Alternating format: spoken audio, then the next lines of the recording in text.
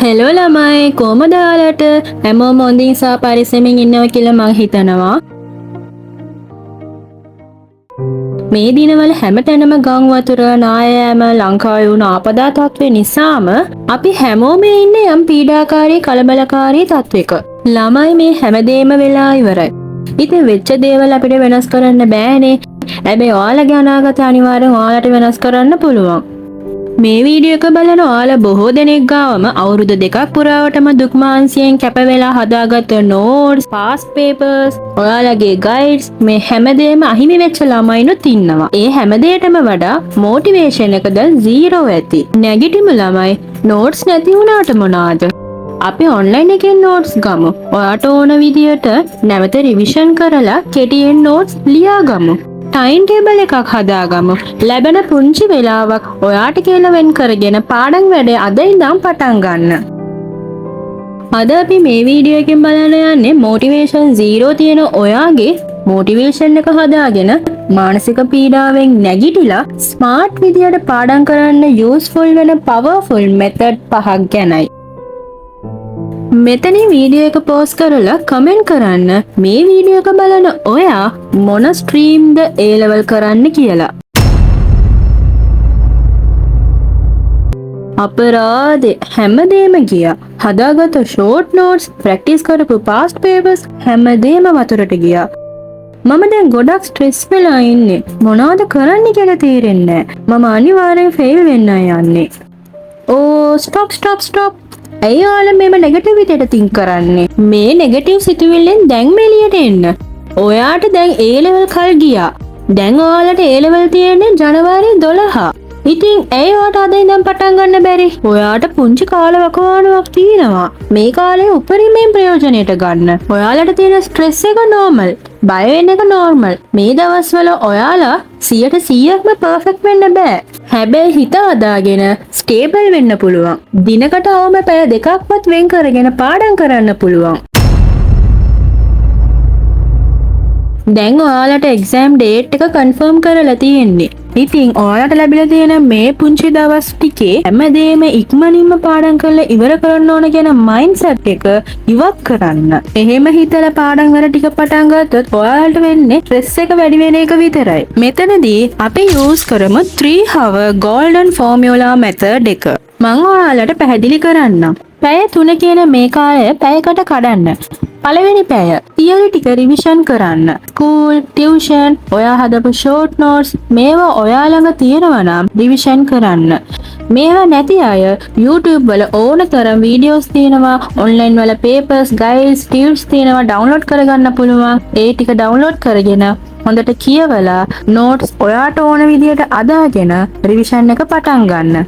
දෙවෙනි පැය past papers, model papers.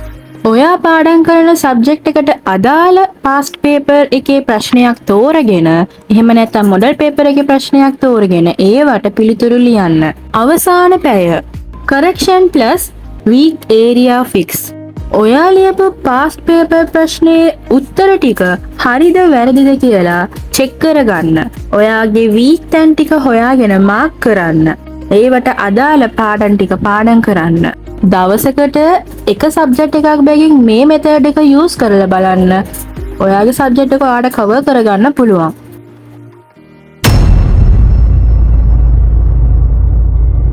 බොහෝ දෙනෙක් කාලය නාස්ති කරනවා. Taman දන්න නෝට්ස්ම ලියාගෙන ලියපු නෝට්ස් ටිකම හදාගෙන පොත් ඩෙකරේට් කරගෙන මේ දිනවල මේවා waste of time. මේවා නවත්තන්න. දැන් තියෙන්නේ පාස්ට් පේපර්ස් කරන්න, question වලට ආන්සර් ලියලා ප්‍රැක්ටිස් වෙන්න, මාකින් ස්කීම් එක චෙක් කරන්න, weak areas fix කරන්න.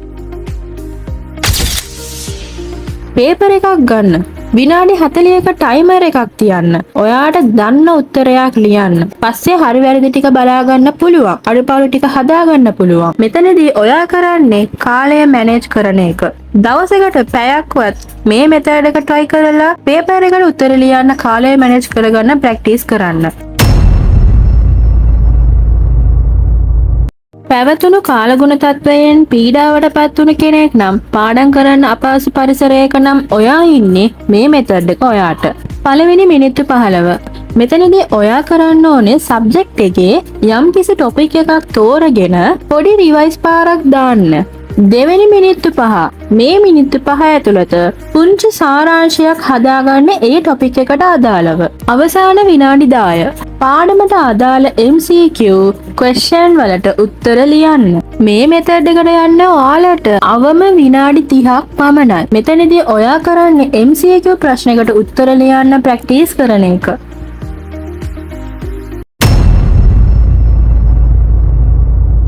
නෝට්ස් අහිමි වුණා, බුක්ස් ඩැමේජ් වුණා.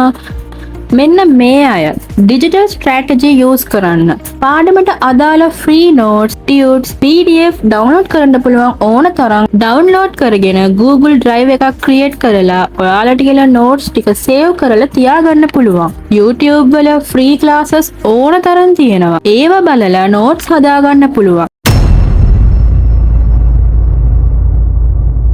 ස්ට්‍රෙස් දවස්වල මයින්ඩ් එක රීසෙට් කරන්න විනාඩි 15ක් හොඳටම ඇති. අපි දැන් ඒ විනාඩි 15 ඇතුළත මොනවද කරන්න ඕන කියලා බලමු.